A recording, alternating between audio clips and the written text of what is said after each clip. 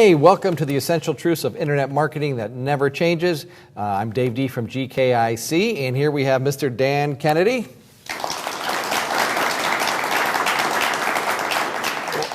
Enthusiastic. Enthusiastic they are, because you were so nice to them before before the camera rolled. Yeah, well, we have 4 hours. They better be enthusiastic if they're not very good looking. So you got to kind of bring something to the table. You absolutely do. Well, we have an incredible program planned for you today. It's 4 hours of Dan teaching you what he knows about the real truths about internet marketing. So Dan, the tubes. The tubes? The tubes. The tubes. Yeah. Well, because here's the truth. Almost all the big-name gurus that you know of internet marketing go and consult with Dan. They pay him $18,800 a day. They hire him to do copy and all kinds of things. So what we're going to be talking about here are things that actually positively work and will continue working. So we're not talking about things that are going to come and go or the newest whiz-bang trick. We're talking about fundamental direct response marketing principles that you can use on the internet. So Dan, this first segment is called the Foundations of Internet Marketing. And so I want to start with this. A lot of people think whenever there's a new media that it's completely different, that everything's changing, that this is going to wipe out all the other media. Talk a little bit about that. Well, if you live long enough, you will see that and you will hear that a number of times. So as you say, it is always thought, it is always believed. So every time something came along, about the only time it's ever been true, I think, is the destruction of silent movies, replaced with sound. That pretty much actually happened, although a couple of years ago you won the Academy Award, right? Yeah, won the Academy Award. But other than that, so everybody has believed it. Has radio happened? Has talk radio happened? Has satellite radio? Everybody has believed it about every media. It's never really been true. Hardly any media has actually perished.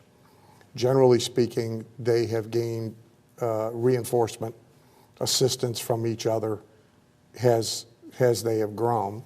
I think the big caution to watch out for is sort of the wizards of the new media, in whose best interest it is to have you believe that there are new and pretty much incomprehensible rules for the new media, because otherwise they're not as necessary as they would like to be.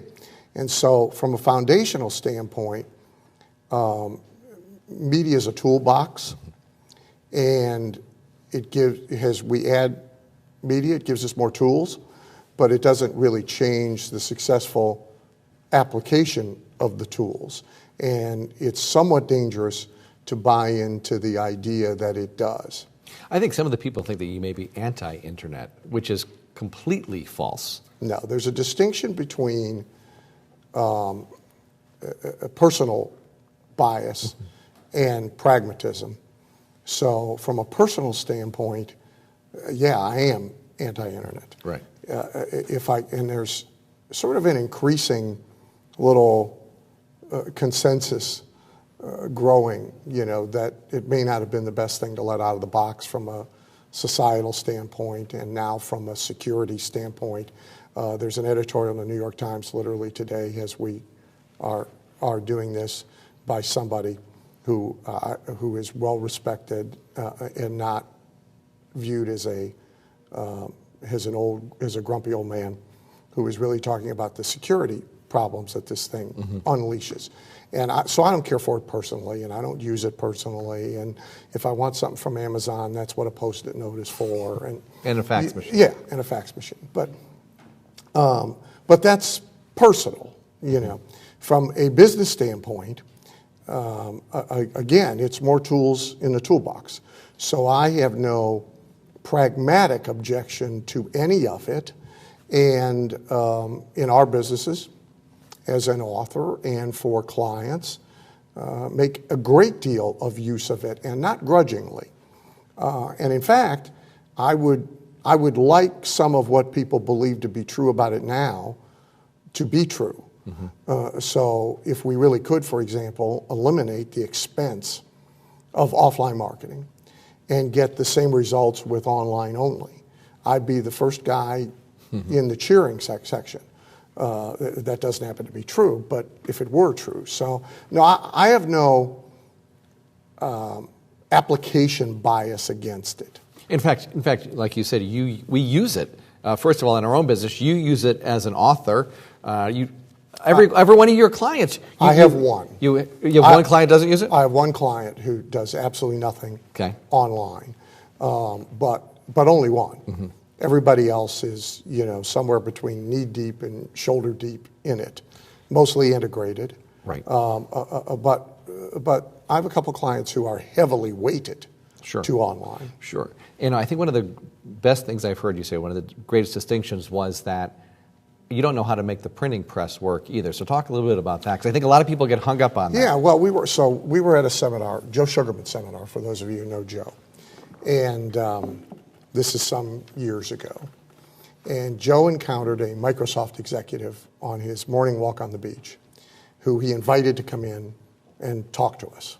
Small group. And small group of direct response. Small group of heavy direct hitters. response heavy hitters. Right. And so sitting next to me was a guy at the time who was probably with his entire client base, selling more goods on QVC than anybody else on home shopping. And so we come back from a break, and the Microsoft guy has papered all four walls of the room with diagrams, which, is not a good sign. And he proceeds now to describe how the tubes work. And after about 15 minutes, the QVC guy stands up and says, Kennedy doesn't know how a lumber mill works either. Now, the guy didn't even get it, but the point was, I'm mailing paper and ink, and I don't know how we get to paper and ink. He's selling $100 million worth of stuff on TV and has no idea how the signal gets from here to Martha's home, nor do we care, right? I mean, so there's the technical, which generally speaking, marketing people always have somebody else do the technical. You don't go run the printing press. Right. You don't make the signal move. There's people sitting over there who know how to do that. Neither you or I could go do that. I don't think you could go do it. So why would we need to know this? Right. I mean, that's not the part that makes you the money. That's exactly not the part that makes you the money. So let's talk a little bit about. By the way, it can even get in your way. Okay. So the people who come to this from the tech side and think, because they understand the tech, that they are smarter than those of us who don't understand the tech. Run the risk of being monkeys with typewriters trying to do a novel. Right. Got it. Let's talk about. No disrespect to you monkeys over there with the typewriters. You're just endearing yourself to everyone. You haven't insulted the viewing audience of 5,000 people We'll viewing. get there. We'll get there, though. We'll get there. We'll get there. So that's fantastic. The day is young. So one of the key things that is obviously to good online marketing is having a good direct response website. What are some of the key elements that you need in a good direct response website? And are there different types of websites for different businesses? Yeah, and I'm kind of going to run through that when I get over there. But yeah, absolutely. First of all, there are reasons to have non-direct response sites. And there are legitimate reasons to have them, as long as you don't expect them to create response, because that's not what they're for, right? But yeah, there's all sorts of different sites. And when you get into direct response sites, as in any other media, again, where you're going to put the word direct response in front of it, it dictates that it function in a way that creates direct response. So that's really the biggest fact, is if the site is engineered in any way that interferes with, distracts from, derails the completion of an act of response, then it's not a true direct response site. And a lot of people will turn that over to people who are, again, not direct response people, and will sort of bow to what they now advise, because they're confused by the technology, and they believe because it's a different media that different rules apply. And again, this isn't new, you know. I mean, the Yellow Pages for years tried to convince everybody that different rules applied to a Yellow Pages ad than to an ad, say, in a newspaper or a magazine. And they tried to do that mostly so that the Yellow Pages ad would not be held as ruthlessly accountable for response. So, you know, John puts a newspaper ad in on Tuesday, he expects results on Wednesday. So the Yellow Pages folks really didn't want that sort of day-to-day expectation, you know. And so people like me literally pioneered direct response Yellow Pages ads that were held to the standard and purpose of, does this drive direct response? Does this element drive direct response? If it doesn't, why give up any real estate to it? And the other danger with websites is the idea that there's unlimited real estate. So if we're paying for a full page ad in a magazine, we have a limited amount of space and we've written a check for it. And every word matters. Every word matters, every square inch matters, right. And people sort of understand that. Where they're not directly writing a check for it and there's an unlimited amount of it, which is basically a website, right? People get kind of sloppy about considering every square inch, every word, every page, every function. Is this moving us to direct response or isn't it moving us to direct response? You talk about that a lot with email too, which is part of internet marketing, obviously, where, you know, God, we have to send out a sales letter. We've got to pay for that letter to go out. We've got to focus in on every little detail. When somebody's writing a check for $2,000 or $20,000 or $200,000, depending upon their business, for stamps, let alone the printing and you know, all of that, they tend to be less casual about it than when they can slap it together, push a button, and out it goes. Right? The hidden costs of all that are that you are using up customer and audience interest.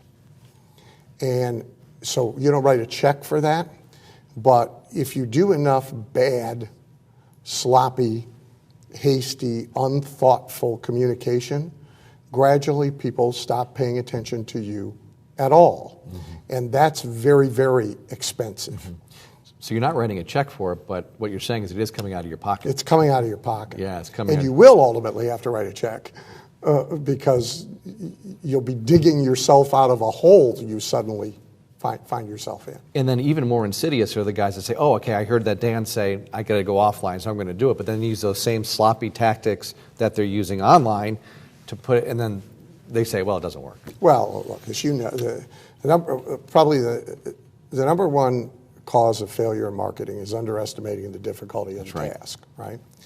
And unfortunately, online encourages that underestimation more than offline. But the people who have survived as online marketers only and actually have been one step away from spam, which, by the way, I just quoted it. I'm not going to remember it exactly, but I think it's 134 billion emails and 86 billion of them are spam. So if you subtract that and then you take out the personal stuff, me emailing you a joke, and you take all that out, and you take out the porn industry, there's like 12 commercial emails left at the bottom of that pile. But yeah, the guys that have been living on, it's free, so let's send a lot of it. And let's not worry about tiny response percentage or diminishing response percentage. And the reaction to the diminishing response percentage is let's send more. Right, exactly. Let's send more, and let's send more, and let's send more. And you saw a cycle of 1 a day to 2 a day to 3 a day to 5 a day. All that does, because it is still fundamentally the equivalent of a phone call or a knock on the door, right? And so if you come around the neighborhood and knock on the doors once, and that doesn't get you the results you want, and you try knocking on every door 5 times a day, that will still not get you and it will ultimately get you banned from the neighborhood. But that's exactly what happens. Great, fantastic. So you talked a little bit about websites. You're going to go show some? Sure. Are you ready to do that? Talk about some and show some. Fantastic. All right. Let's do it. All right, let's hear it for Dan Kennedy. Now, while we're waiting for Dan to get set up and get ready here, we do have a very special offer for you. If you would like the DVDs and the CDs of today's video training, absolutely unedited, uncut, because there's going to be so much great information during this 4-hour period, you're going to have the opportunity to get it. In addition to that, as part of this package, you're going to get a manual of today's training. Now, this is not just a transcription. This is really, it's edited, it's enhanced, making it very, very easy for you to use. In addition to that, Dan's going to be showing you some examples. We have so many examples to show you that, quite frankly, we can't fit them all in. We would be here for 3 days. So there's 100+ pages of examples that do not make it into this training. You're going to get that as well. On top of that, there's a bonus. We have our head copywriter right now taking live notes during this training. You're going to get a copy of his notes, and which are really, really good, probably with some of his insights as well. There's also a number of different bonuses that you're going to get, and you can see all of those right online. Now, really important, we've got a special bonus for you just for people who invest in this package today, and that bonus is a teleseminar that Darcy Juarez and myself are going to be doing. It's a follow-up advanced teleseminar. We'll be doing live Q&A as well. Also, you're going to get access to the replay links of this starting at 3 p.m. tomorrow. By the way, there is no rebroadcast of this. The only way to get this is to invest in this package. All right? And so now let's move over. So take action and get it immediately. Let's move over to Dan Kennedy. By the way, you'd be here for 3 days. I wouldn't be here for 3 days, regardless of how many examples you wanted to show. So what we were talking about is the website is essentially your place online. And so that might be your store, that might be your seminar, that might be your catalog, but it's really your place online. And there are critical decisions to make about what you do with that place or places, which is really what in this segment we'll talk about. So website design is a situational issue. There is no one magic pill for this. There is no one right way, any more than there is with any other media. So if we had the same conversation about what's the best brochure, what's the best sales letter format, what's the best speech format, the answer would be, it depends. And so there are different types of sites for different purposes. There's the issue of online and offline integration. Sometimes there are controls forced upon you depending on what you are trying to do with the site and what environment that you are in. So we'll go through some of the types and the purposes. Some of them I'll just skim through quickly. Some of them we'll spend some time on. The first three we'll just mention very quickly. One, there is a place for a non-direct response site where we're not trying to move anybody to any action. We're not even trying to do any capture. We are just dispensing information.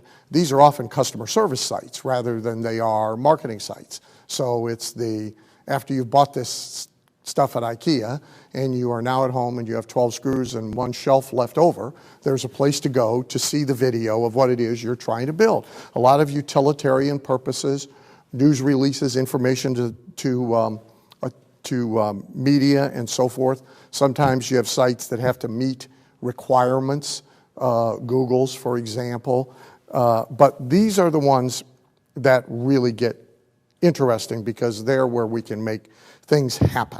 So lead generation sites that lead into a sales process, there's soft capture of leads, there's hard capture of leads, there's forced capture of leads, there's capture of leads plus getting information, there's making a direct sale, and there's a direct sale with a sales presentation.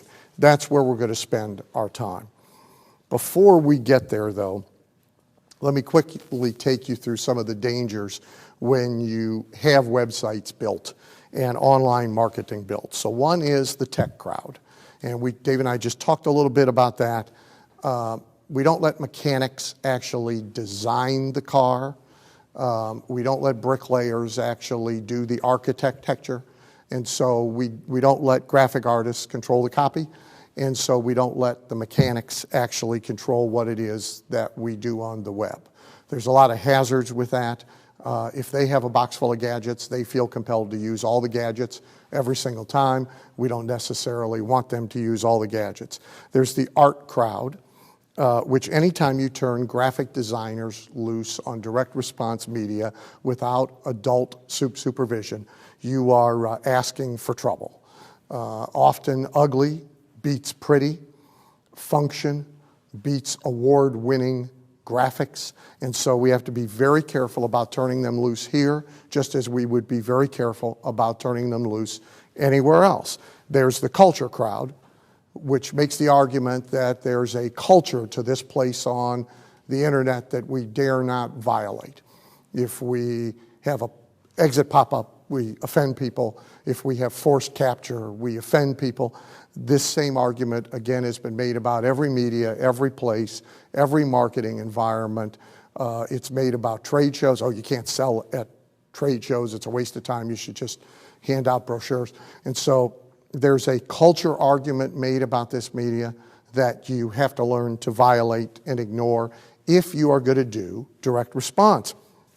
There's the issue of control, the let the traffic control the process crowd, let the customer meander about as they wish.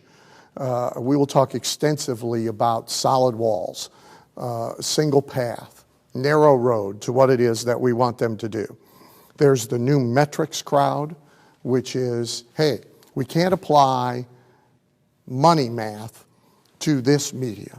This has new metrics, and so we have to think in terms of visitors and likes and friends. And the best answer to that I've heard is from the CEO of J.Crew, who said, to his own team, if you would like to talk about new metrics, that's fine, as long as it's okay if on your paycheck I pay you in new metrics. If, however, you want to be paid in dollars, then we have to hold all this media accountable for dollars. So what do you want on your check on Friday? There's the concealed costs to be concerned with. We just talked about one of them, Dave and I, where we're not writing a check for these things necessarily, certainly not for them running on a continuous basis, but there are other costs involved. So let's talk about soft capture, our fourth item. So one type of a site. Soft capture is where everything is optional. We are letting them have access. We are letting them get stuff. We are letting them go behind a door and see things without stopping them at the door and checking their papers. So we are making everything optional.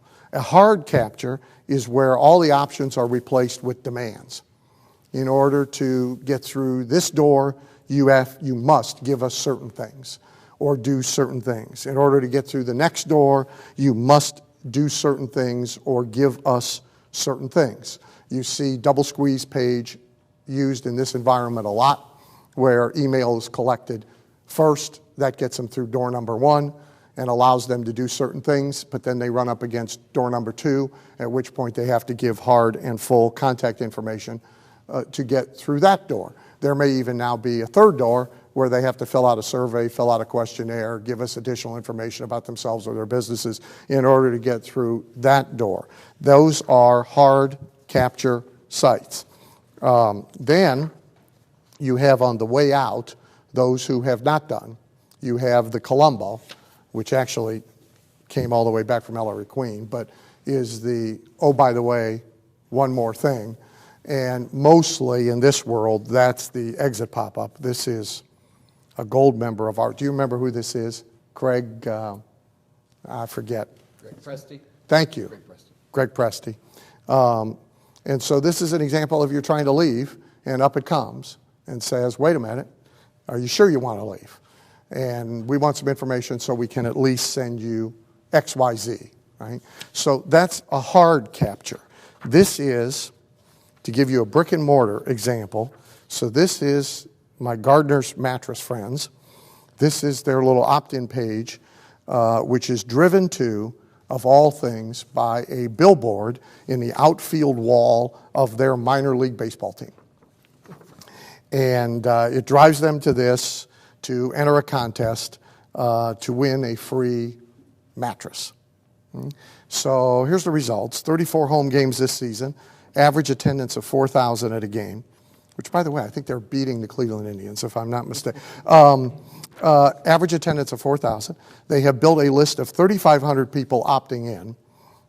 So pretty much they got everybody that's going to the games. They've directly sold $27,000 worth of stuff, right, which is the meaningful number here, is we actually sold $27,000 worth of stuff. They also got CERTA to pay for the $16,000 it cost for the billboard because they can demonstrate that they have a real process to convert leads. So this is a pure, simple registration site. The thank you page is a pure, simple thank you for entering. And then the game begins with the thank you email, which goes to an offer, an information offer, which now converts people who just entered the contest to actual leads versus people who just entered the contest, which then begets different follow-up for each one. One-size-fits-all site, probably the worst thing you can do. Right? And everybody likes to do it because it's simple. So everybody likes to do one site and then wedge everything into that site with a bunch of select buttons that just allow people to get confused and wander around and meander, and there's no solid walls, there's no narrow path. The best direct response approach is almost always multiple landing pages and sites tied to different lead generation ads and purposes. So theirs, which I just showed you, that the only traffic driven to that is driven to it from that one billboard in the baseball park. That's it. And it's a narrow track, it's a single track. Then they have a different landing page and website for their Yellow Pages ad that drives to it. And they have a different one, and a different one, and a different one, and a different one. So laziness about this is costly. These are Dr. Burleson's. And so here's a myweddingdaysmile.com, which again is a hard capture because you can't get through door number one without at least giving an email. And behind that, there'll be a hard capture of contact. Here's how much do braces cost. Find out instantly for free. Here's, does your child really need braces? Here's, when should kids get braces? And who said braces are a pain? Now, the enormous temptation would be one site with a bunch of buttons. And most web designers would do one site with a bunch of buttons and feed all their traffic into that one site. But when people are drawn to a door by a certain message, when they enter the door, they should see consistency and congruency with the message that drew them to the door. And the more matched everything is all the way through, the better you will do. So the sixth type is forced.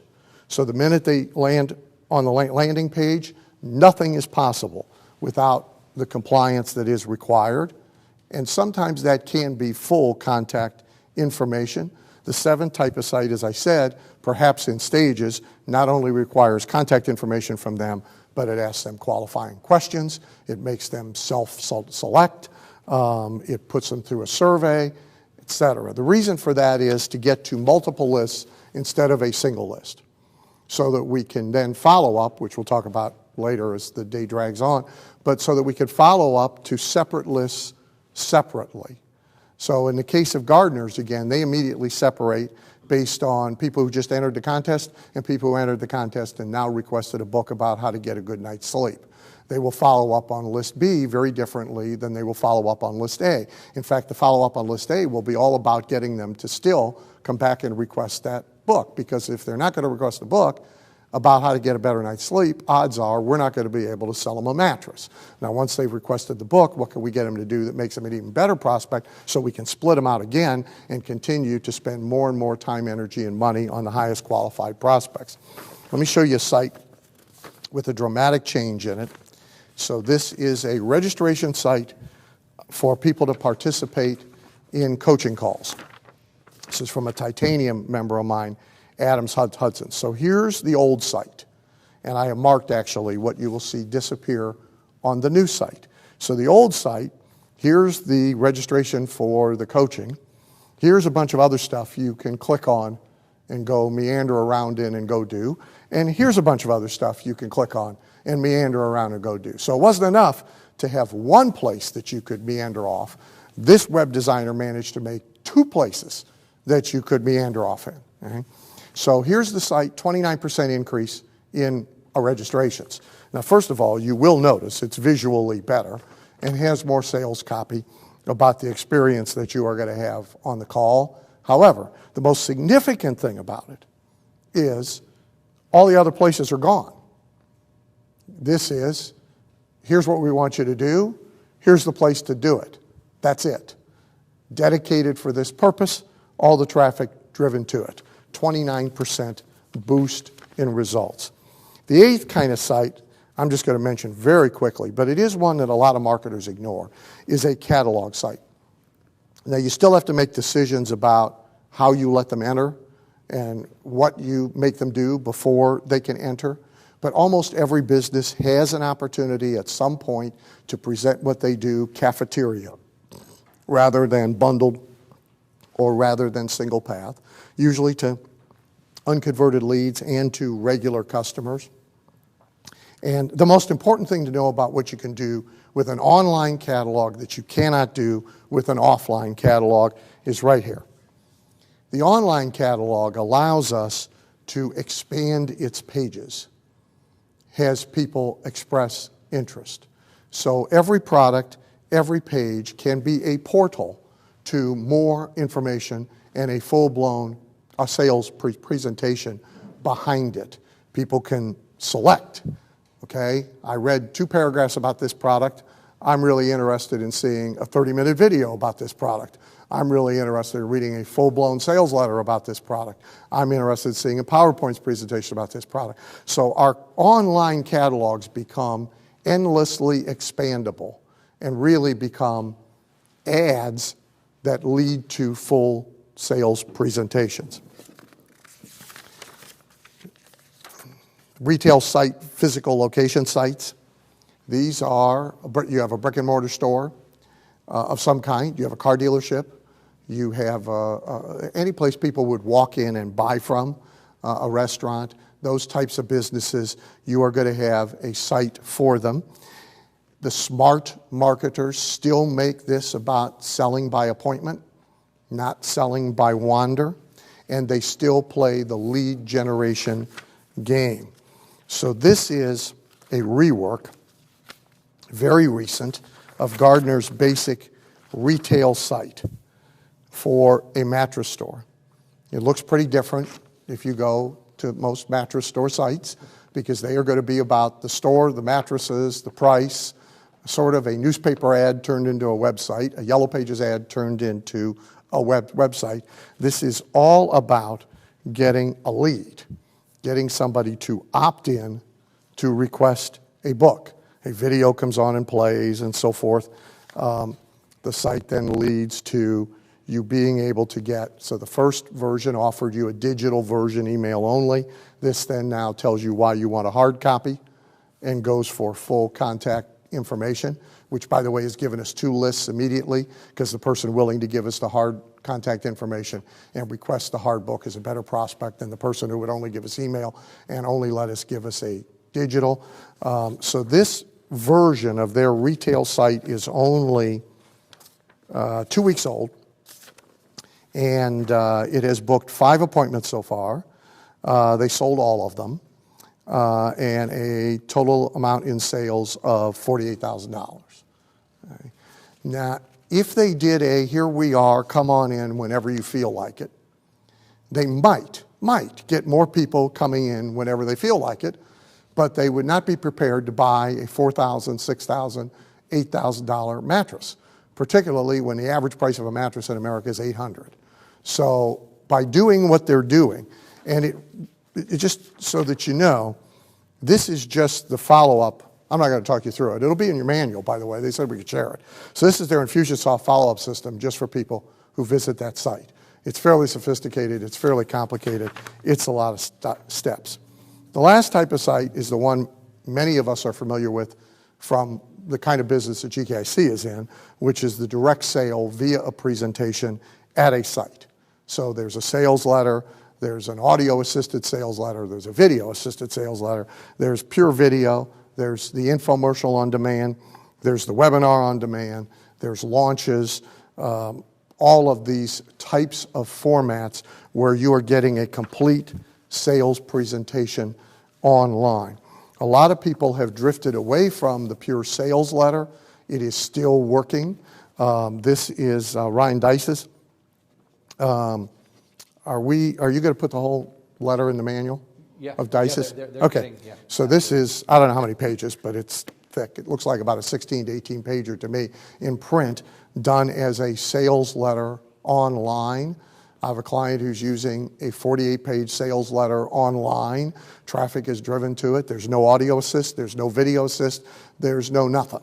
It's a sales letter literally stuck up on a website with duct tape and thumbtacks, and it's converting just fine. So we'll talk about the reasons for conversion in the fourth time block that we have together, because most people don't understand what really causes conversion and what doesn't.